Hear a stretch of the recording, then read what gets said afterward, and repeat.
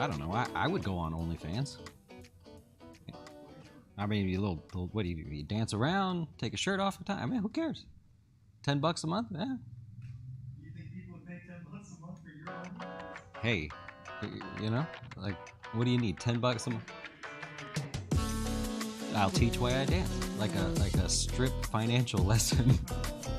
Come on, that's good. We could do other stuff too, but you want to be here for that or no? we do like that scene from the movie where Jennifer Aniston's like, everybody had to get out of the warehouse for me to do the dance. Yeah, you guys can watch. Have a seat, Hey, welcome to the Closing Beat, everybody. How we doing today? Doing good out there? Happy Monday. I love Mondays. Love to get back to work, doing the brain thing after working on the house all weekend. Hope y'all are having a good time out there. Hey, quick celebratory thing. We got it. Huh? We finally got the thing. We had to fill out the paperwork and sign in the thing and then sit back and wait, but we got a plaque. So 100,000 subscribers. Thank you so much for everybody that got us there. We will hang that on the wall. I think the wall of dough. That's where we'll hang it up there. So cool to see that. We just taking some pictures and stuff. I hope you enjoy. And again, thank you so much for getting us there. I appreciate that. Never thought even one person would care to hear what I have to say. And over 100,000 now is something, man. That's pretty cool. I have no real words. But you're here to talk about the markets, not to hear me show a plaque. So let's get started with that today. By the way, I'm working on it for our Wine and Wealth class. If you don't know, we do classes for our clients every Thursday. We're changing it off. We're doing trading one week and financial, get your dough straight, long-term retirement, savings sort of thing. And I'm working on it. I don't know if I'll be able to get it done, but I think this week what I'm going to do is revisit something that I actually used to teach to really high net worth people. That was my background and everything. And so one of the things that they are taught is, how do you take a loan? What tricks are there to beat the math, essentially, when you take a loan so that it costs you as little as possible? And what I did is I would explain that in terms of buying a house or getting a mortgage and commercial properties and things like that. So I'm trying to put together that so that I can share with you just the stupidest little things that you can do that most of us don't do that actually save you a boat ton of money if you're thinking about getting a loan. And we're going to go through one of those exact steps. I'm going to try to, because I want to give you the data. I want to show you how that all works. And not that little tricky thing that people do on TikTok or whatever, where they're like, go get a loan here and then a home equity loan there, and then you pay one with the other instead. That doesn't work. Mathematically, it doesn't work in this interest rate environment. But I do have something I want to share with you on Thursday. So buckle up, because that'll be a good one. If you're thinking about buying a house, we're going to save you way more than you'll ever pay us. So I'm happy to help with that. Let's get started. The market's on the right-hand side of the page. You can see how we did today, starting off the week with a little bit of a boom, because we had jobs numbers that came out over the weekend because of the holiday.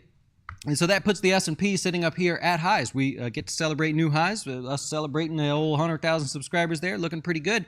The focus now has been more on infrastructure. Chuck Schumer was out there saying that he's looking to just skip the Republicans altogether, just pass this bill, which is really like a green energy kind of a bill. Not that I have anything against that, but you can't say infrastructure because it's not really that in the traditional sense. There's a lot of pork in there, as Washington tends to do.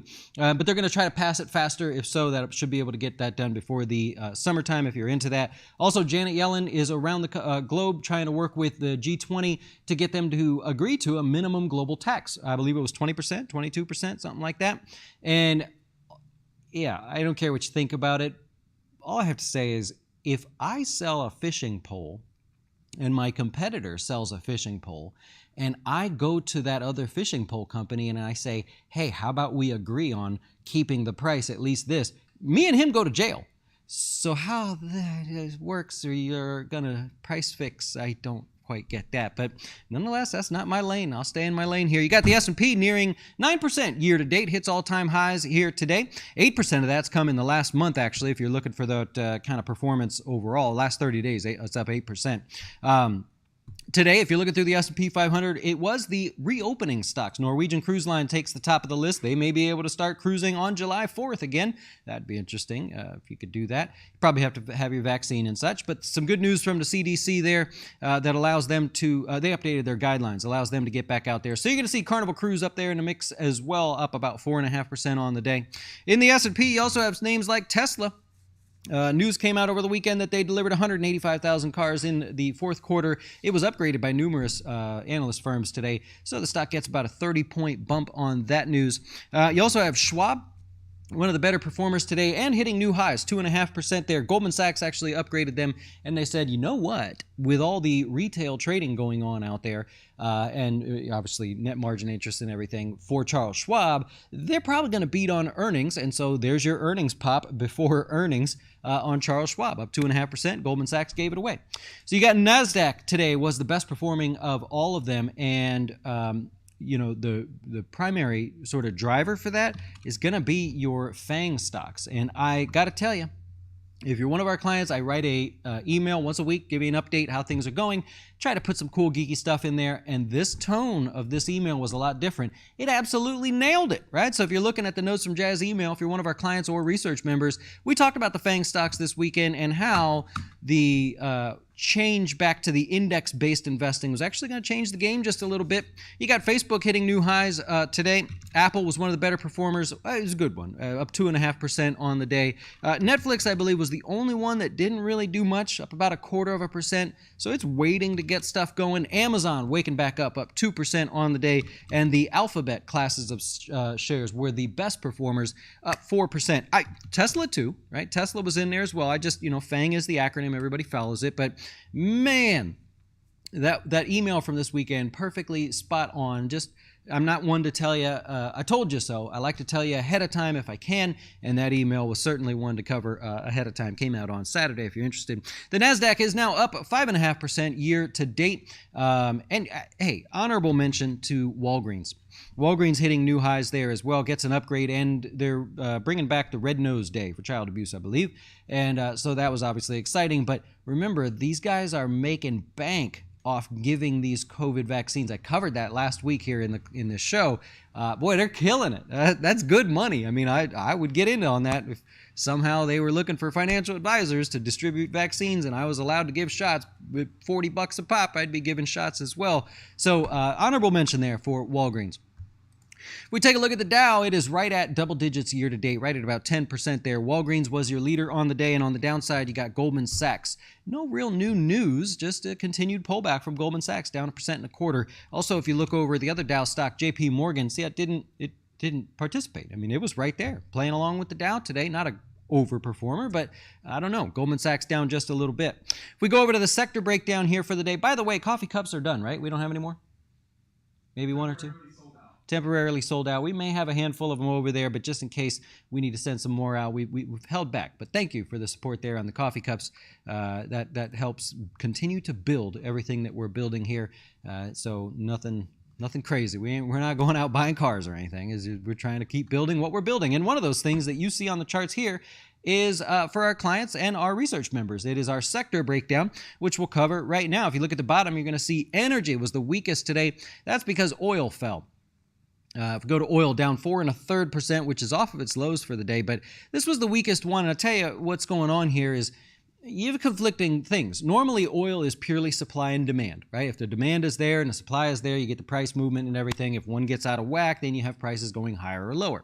Right now, what we have is supply, demand, and virus is actually a concern, right? So the demand is expected to be lower. Supply, there's plenty of supply out there, and OPEC is adding more to the supply. So people are going, well, maybe oil should be priced lower. Well, demand is also seen as lower as well because we have China rising case counts, India still rising case counts as well. They're not doing well in India. And so you've got these big importers or consumers of oil in areas where we're not sure if the demand is going to return as fast as we kind of thought there. So that's why you got oil down for the day, and that's going to continue to be a conversation going forward. But if we look inside of energy, it's a pretty brutal day for energy stocks. Here's the performance of the XLE in general, but if you're looking at some of the ones that sold off today, you're not talking about a 0.5% decline. You're talking about some pretty steep declines there, which I know is welcome for a lot of you because you want some of these to pull back. They've had great runs, and you're looking forward to that. I'm looking forward to it as well. If we look over here, I'm going to go light blue line. Look in the background there. I'll take my mouse away. That light blue line, that's the tech stocks today. They get the momentum award for getting stronger and stronger throughout the day. Everything else kind of, the gap for the day was where it basically finished. But interestingly, if you look at tech, it gapped higher today and continued to get stronger most of the day, so not too bad there. If we go inside of tech, looking for that momentum, what's carrying that? What are the good things going on there? It's going to be semiconductors and fintech. So if you look at performers here for the day, looking through the list, you're going to see a lot of semiconductors, which is a common theme here lately. If you own semiconductor stocks, you've seen them perform well. You're also going to find the fintech stocks, aside from the big contributors, of course. Fintech stocks, MasterCard and Visa also had good days as well. The tech sector now up over 6% year to date. That puts it in fourth place, I believe, though year to date. That'll be fourth place down here. Yep, that'll be the fourth from the best there, or fourth from last, how you want to look at it. Fourth from last place is how it goes. Communication services, there you go, another spot here today. This is going to be the rest of the FANG names led the way here. They were the biggest gainers and the biggest contributors, which almost has communication services up to hitting new highs here. If we go over and look at the biggest contributors here today, I'll sort the list one more time. Facebook, Google, Alphabet, all of those in the mix as far as better performers. Some decent performance out of T-Mobile here today. I'll see if I can just pop that up real quick because that's one of the bigger gainers and contributors. Coming out of the downtrend there, T-Mobile standing out as something interesting maybe. And the gamers, Activision and EA Sports. If we go over to healthcare, that's one that I know a lot of you have been waiting for the healthcare sector to wake up. Today was kind of a ho-hum day, right? Not much to be excited about there. A lot of great performers. I have no problems there. The excitement, if you're looking to break this sector down, because right now it's not really a broad sector rally like we saw about a week and a half ago. It's more individual stocks. And so if you look inside of here, you're going to find that the suppliers and the equipment producers, those are the gainers right there. Intuitive Surgical, one of the bigger gainers on the day. Abbott Labs, Baxter, things like that. And we could just click on one and go up to the top here. You can see these are the better performers. They're all the expanded bullet points that we have on the charts there. So something interesting maybe to check out if you're interested. New highs and lows for the day. Let's take a look and see what we have there. 81 of them, and actually all but 3 of them finished at new highs on the day. Almost 10% of the S&P 500 is now 100% or higher off of its 52-week lows. So kind of interesting how things are getting stronger and stronger, and my keyboard does work. You got public storage. This we posted in a research post last week to talk about the momentum building in public storage and the REITs in general, but it's a very stock pickers kind of market right now. DXC Technology is kind of interesting, breaking above this high here. It's one that you'd be hoping for a pullback if you could get it. It may not come back for you. It looks like it's just doing its own thing there. Union Pacific also hitting new highs. I'm torn on the rails right now. Union Pacific, very strong. It's a choppy, trending type stock, but the problem is if you look at something like Kansas City Southern, that's extended. I was looking for a trade today, almost went to Kansas City Southern. If that thing is higher tomorrow, I'd be looking at the same thing, trying to play the counter trend play there. So, rails are a little bit tough. Obviously very strong at the moment, but I don't know as a group if you see all of them moving higher. AMETEK here hitting new 52-week highs as well. And look at that, just breaking out of this sideways range. If you miss the breakout, don't give up. You say, let me wait for a pullback, see if that's something I can find there. So it goes on a watch list. And Honeywell, just kind of a tight consolidating pattern at highs. I thought that was an interesting one. There were a lot to choose from on the new 52-week highs list today. So, I have to only pick a handful of them to get things going here. But I would dig through the list. I would say that's probably where you want to look, whether you're a contrarian or you're looking to play momentum. There were a lot of good names there. All right, at lows here, you've got 3 names within 6% of lows. Those are the 3 that are closest. Vertex Pharmaceutical was slightly higher today, but it's within 6% of hitting new lows. Perrigo also, a little bit of a down day today. That is very, very close. Still within 6% as well from hitting new lows. And VTRS, same thing. I went over these last week, so you know what's getting into the new lows there. All right, stocks in the news. Let's take a look and see what's going on. Well, I have my screen ready. Okay, here we go. GameStop, they're going to sell 3.5 million shares at the market, which means just it's no different than them pressing the sell button when they can. So they filed for that. I expect that to be probably not approved, but something that they can do here within the next 30 days. Investors initially didn't like that. The stock is still only down about 2.33% on the day, but they're finally doing the right thing here, in my opinion, selling some shares. Facebook It appears that 500 million phone numbers and emails were found online from Facebook, and my number was one of them. I can tell you that because I've gotten more solicitation calls this year. And I'm not pointing any fingers or anything, but I've gotten more solicitation phone calls since the election to now. I'm not doing it. I know Cody's over there going, "Don't touch the politics, man," but I'm just saying. You notice the calls? More calls. Last year, this time, no calls? I got no calls. I'm getting a lot of calls. I don't know. It tells me it's a potential scammer. You know, I get the, I'm not picking it up, but boy, it's a lot of calls. Anyways, maybe Facebook was something to do with it there. Doesn't matter. It hit new highs, so we're all celebrating there if you own it. Morgan Stanley there, they're going to raise their dividend when they currently pay $1.90 something. $1.92 was their last payout, $1.59 the last one before that. I'm sorry, 35 cents. I read the wrong thing. 35 cents is what they've been paying out. They want to raise it when the Fed allows them to raise it. They've got to go through the stress test, which is coming up. You got WW, formerly known as Weight Watchers. Barron's talked about this one over the weekend. They said that these guys should do well because as the economy reopens, people are going to go want to lose that COVID-19. Huh? Did you get it? The freshman COVID-19, the freshman 15. So that's probably a bad. Is it too soon? It can't make that joke. So people, I shouldn't have made that joke. Cancel me. Anyways, the stock they think is going to do well for people wanting to go lose some weight. I don't know. You know, I mean, if you're struggling, I mean, are you going to spend money on that? I hear it's expensive.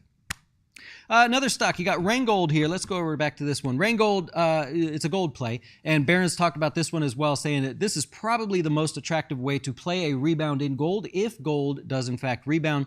A quick check of gold here. You can see a bit of a double bottom. It's hinting. It wants to try to come off this low, and if you can't play gold directly or don't want to play gold directly, then I don't blame you for looking at something like that.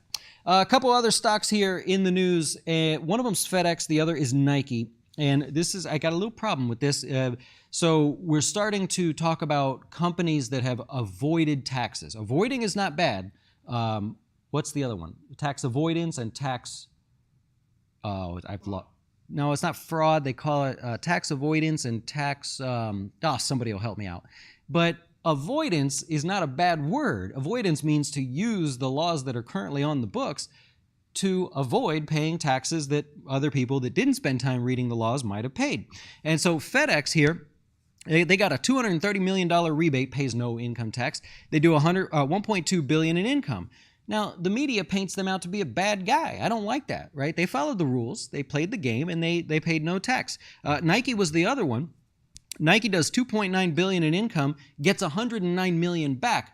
I disagree with that, right? But I don't think they're bad people for doing that. I would do the same exact thing, right? I mean, they read the laws, they followed the laws, they found a deal.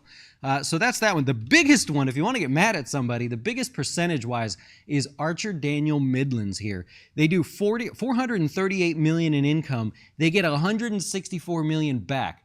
That's impressive. Those accountants there, they've got it figured out. But I don't like when the politicians paint them out to be bad guys. You know what I mean? I mean, they got to do what they got to do for their shareholders. And you could disagree with it, and I do disagree that they get those incentives and everything. But you got to fix the laws. I mean, you got to tighten the holes if you want them to pay more. Amazon's another one. They don't pay nothing. But so that's that. What else do we have? Office trades, not a whole lot going on. I was trying to find something today to talk about, to put in there, but we're basically in the same position as most everything that we have. AMAT's gone, sold that one out, or closed that one last week. Other than that, there's not a lot. Today's rally helped a couple positions, hurted a couple others, but got nothing new. Kansas City Southern will probably be one that I look at tomorrow. And I thought about going on Cody's other side of his trade for this Home Depot, because if you're familiar with portfolio margin, if you're long and short, you don't actually need margin for both sides of that trade. So I thought about taking the other side. I just don't know if it drops. So I didn't want to do that, but Kansas City Southern may be an interesting one. I'll take your questions if you have any questions. And tax evasion.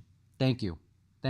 B. Diddy, my man. So tax avoidance is one thing. Tax evasion is another. Read a great lawsuit from way back when. It was a family office that was charged with tax evasion, and that's where the word tax avoidance actually came in, because they didn't break the law. They just avoided paying tax by just looking at the summary of what the rules were. They actually got into the details.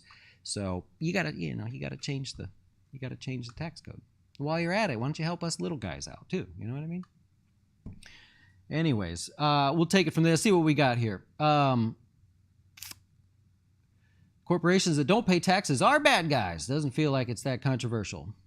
I gotta say, if I ran a corporation and I'm reading the laws here, I got a team of people reading the laws, and then they're like, you don't have to pay tax, but you can if you want to, but the law lets you not do it. I'm telling them, don't do it the whole way, man.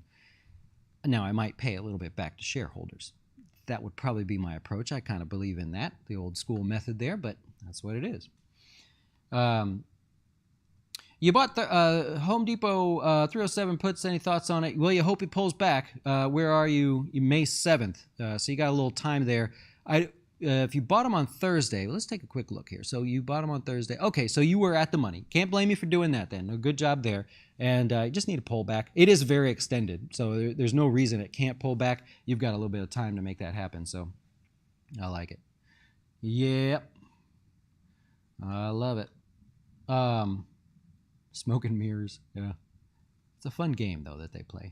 I like the numbers. So my opinion, I don't usually get too heated about it. I just like when people are creative with the numbers there. Kind of like our Thursday class. There's a plug.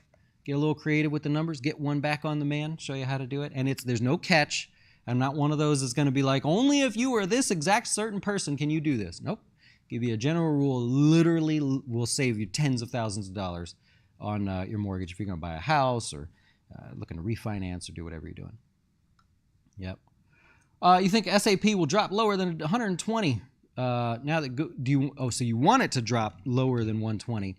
Today's not your day, right? So this is not what you want to see if you want it to drop. You have a huge day, lots of volume, lots of excitement. That doesn't tend to just reverse itself right away there. That's the exciting news-based rally that you see that often signifies a pretty decent low in the short term there. So you'd need something to come out to say, all the news that came out is actually wrong. It was a lie. And what are the odds of that happening? Yep, Home Depot is outperforming Lowe's ever so slightly now, getting back at it. And they historically do, as you know. So maybe that spread is tightening back up again. I love it. You got it, Giovanni. Have a good day.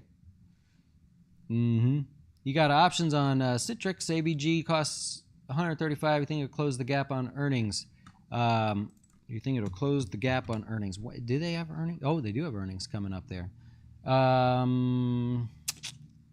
This gap? Are you talking about up here? I don't have the actual my research thing in front of me, but I would bet that has never happened.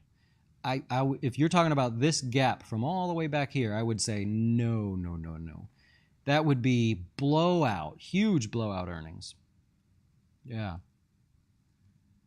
Well, now that I got you guys all fired up about tax evasion and tax avoidance, I'll thank you for putting up with my rambling here today. We will be back to do this all again tomorrow. We got a lot of good things coming this week and the things that we're working on. So I appreciate all your support and everything. Have a great rest of your day, and talk to you tomorrow.